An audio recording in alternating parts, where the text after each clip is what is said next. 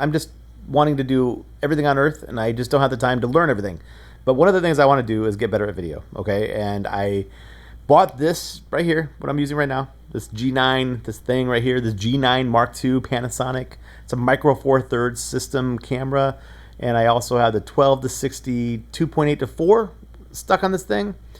I bought this because this is my like last gasp effort to try to get better, just being able to loosely use high quality video cameras like this in the field. And I think I've been scarred by Fuji.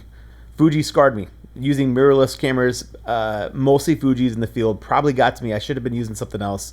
And so I kind of shied away from that for a while. Using GoPros and stuff is just way easier, but I want to get better. And so got this rig for a really great price from a great photographer.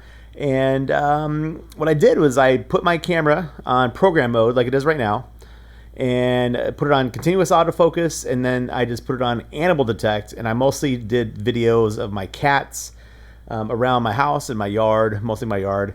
Thought this video was maybe a little bit valuable for anybody who's wondering about the G9 Mark II in the context of being a guy like me who just wants to turn on autofocus and let it rip. And I think like this video did a really good job of focusing, even though it was in like animal detect, on what I wanted it to focus on pretty much always, and really track things smoothly and quickly with zero effort, almost no effort, right? I was at times just holding my camera, barely able to see it with the screen tilted.